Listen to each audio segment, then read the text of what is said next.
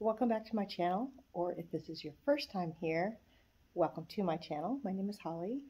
I think I mentioned at the end of my last video that I was going to put together sort of a compilation of all the projects I worked on from the beginning of summer 2022 up until middle of January 2023.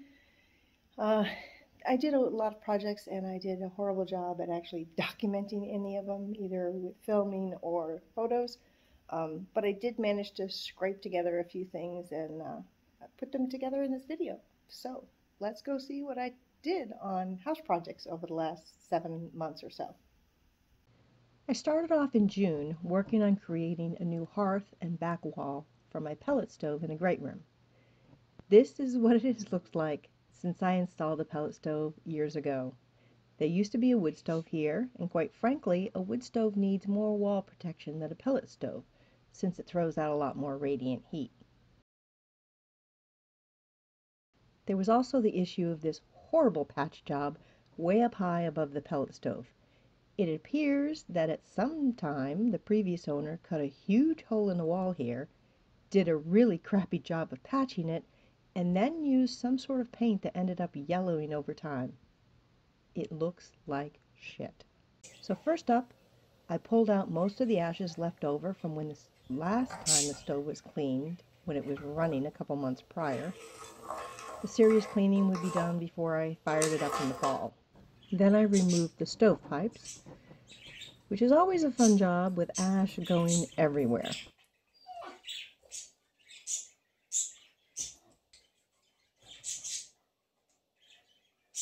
Moving the stove is not easy on my own, but I got it done.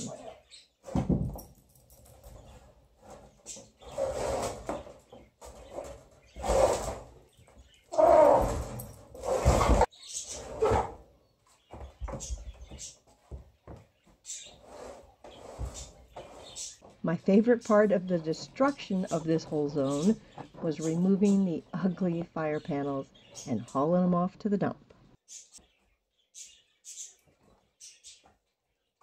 I probably vacuumed a dozen times throughout this whole process. I got the bottom fire panel, all the cement pavers, the spray-on insulation, and the baseboard out of there.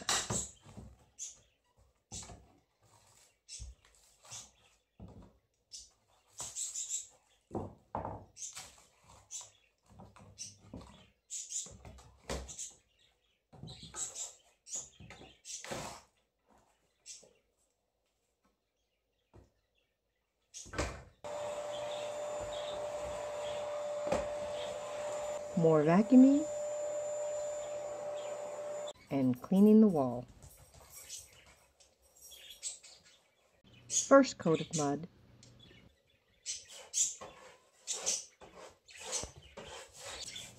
sanding. Second coat of mud,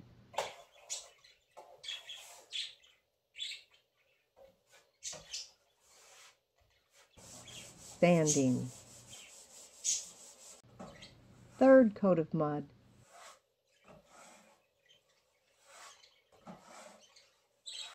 more sanding. The fourth and final coat of mud,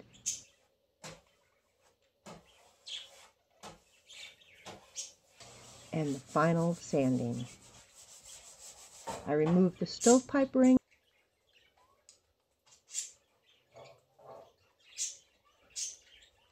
and the connector pipe that goes to the chimney.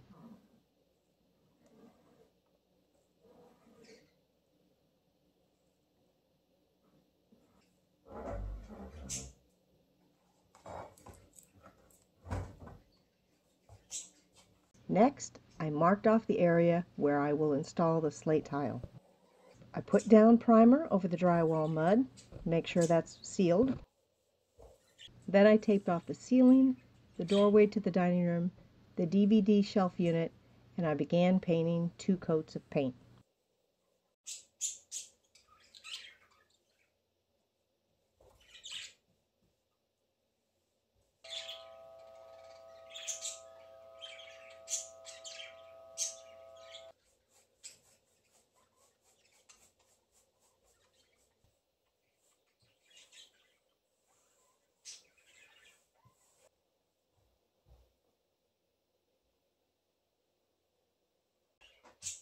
Although I will probably eventually replace the door between the great room and the dining room, for now I put 2 coats of chalk paint on it in a very pale gray. I painted the area where the slate tile will be with a dark charcoal color that sort of matches the slate tile.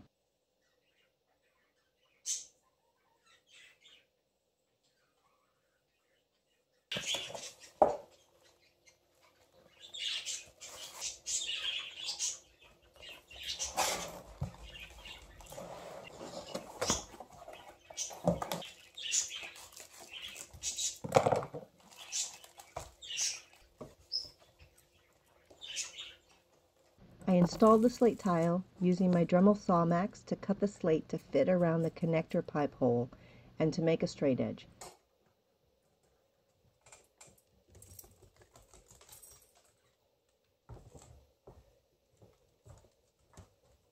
Finally, I sealed all the tile with a sealant, 2 coats, and then reinstalled the stove piping and the stove.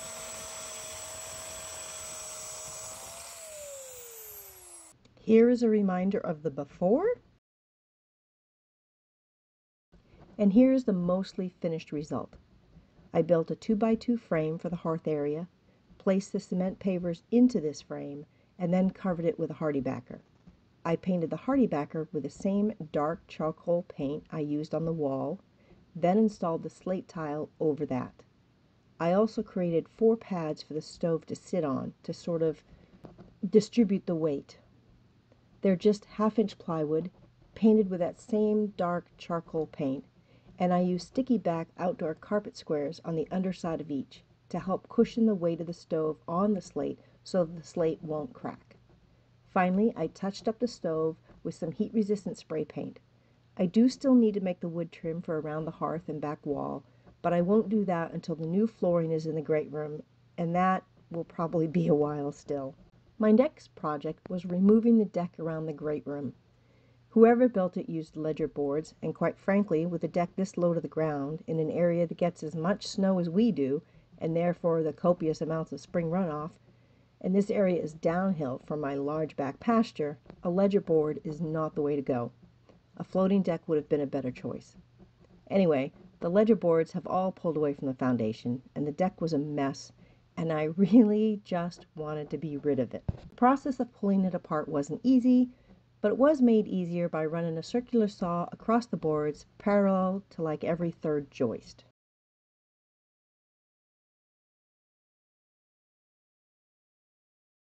I found that a good portion of the sheathing under one of the great room windows was completely gone, and some of the 2x6s on either side of the great room windows were rotted away as well. Replacing the windows was not going to be a simple, straightforward job.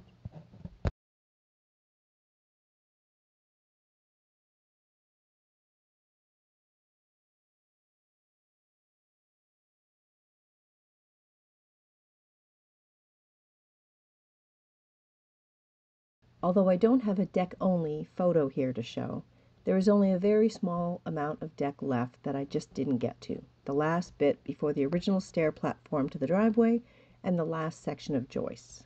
I took a weekend break to go camping with my cousins and his wife for the weekend. They have the most adorable old camping trailer that they renovated. You'll see a photo later on in this video. Having a great time. Wish you were here. While ripping up the deck, I was simultaneously building a lean-to shelter for the Miata. I had the 4x4 posts already in the barn, and I used the 2x8 joists from the deck along with some new 2x4s I bought for this project. I already had the metal roofing as well. That was left over from when the metal roof was put on the house. I used the old decking boards for the sides and rear wall of the lean-to. Eventually I'll build doors for it, but this winter I just tacked up a tarp over the front. It isn't terribly straight or plumb, but it all works, and it seems sturdy enough to last quite a few years. I actually love the finished look of it with the old weathered decking boards. I also bought an old pop-up camper at the very end of summer, and I gutted it quickly before it got too cold. I plan to completely rebuild everything in it, and it didn't have any of the bench seat cushions, so I'll have to make those as well. The previous owner had just been using outdoor chair and bench cushions.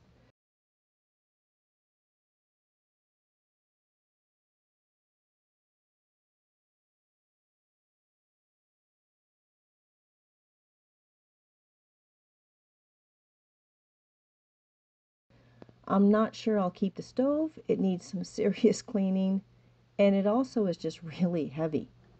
I think I'd rather have a small portable camping stove.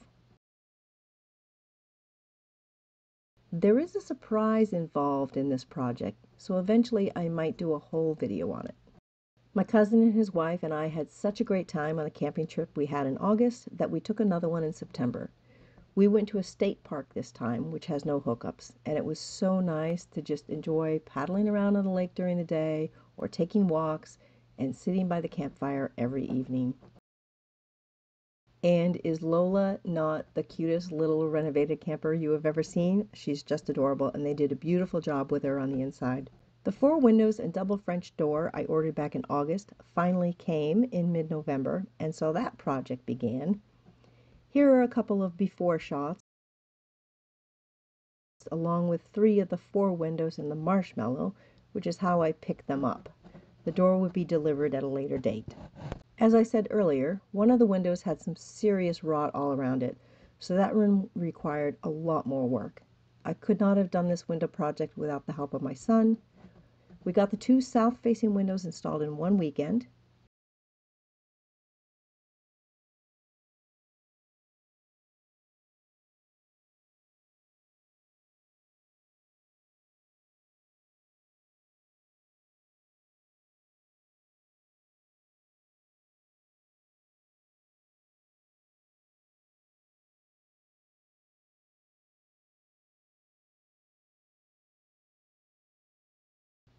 And then I made a run to Home Depot and picked up the PVC trim and installed the trim on those 2 windows the following weekend.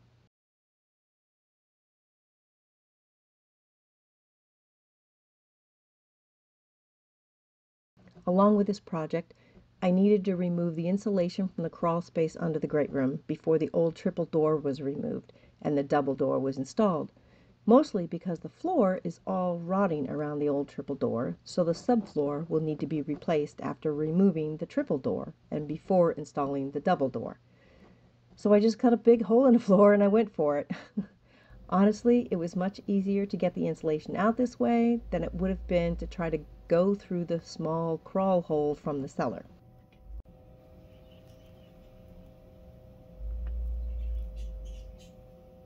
Happy Thanksgiving from the crawl space under my great room.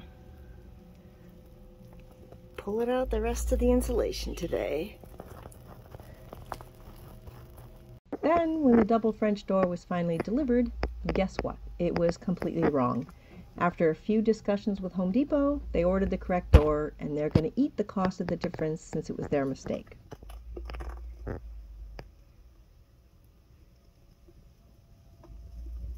And I ran out of lawn and leaf bags.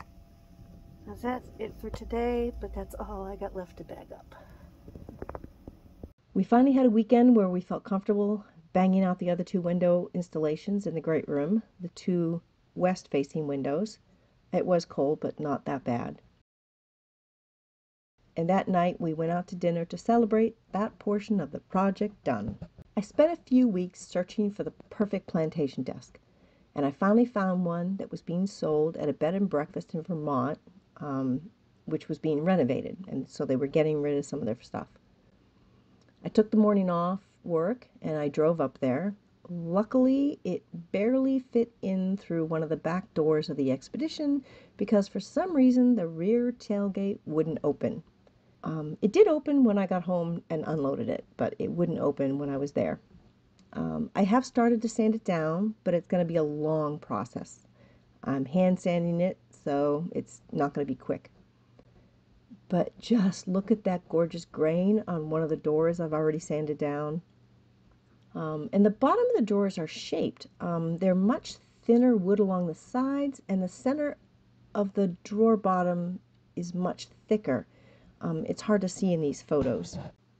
Meanwhile, perusing Facebook Marketplace and Craigslist for the perfect plantation desk, I stumbled upon, not 30 minutes after it was posted, 1,600 square feet of Chinese walnut flooring, free to whoever would come pick it up, but you had to take it all.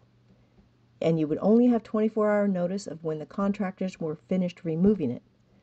I jumped on that, And despite the seller already having dozens of requests, I was the first one to agree to pay her a $200 Venmo deposit, which was to be refunded once I picked up the flooring.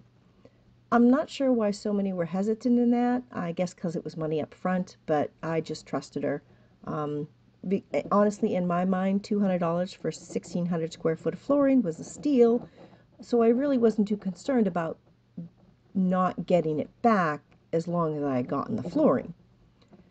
So when I got the message that the flooring would be ready for pickup the next day, I took the day off work, rented a U-Haul trailer, snagged my best friend's 17-year-old daughter to help, and we headed to Boston.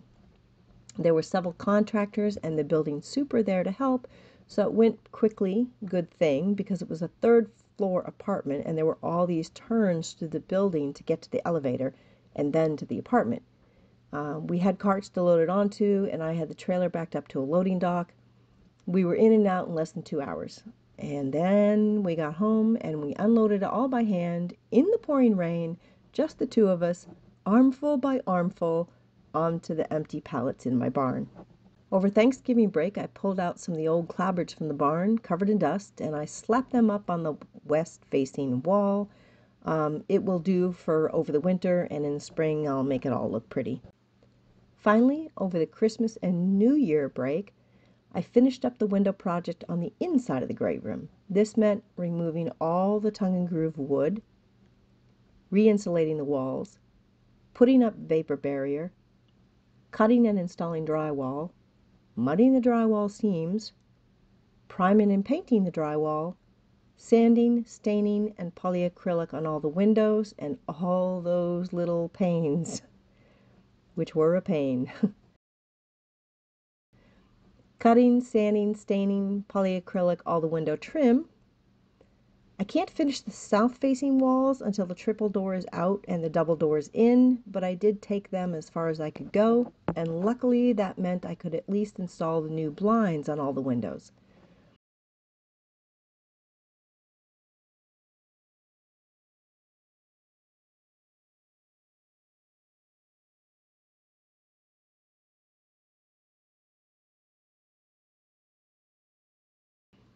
I love the new blinds. They go down from the top and up from the bottom, so I can have a lot of sunlight coming in from the top without it burning the plants.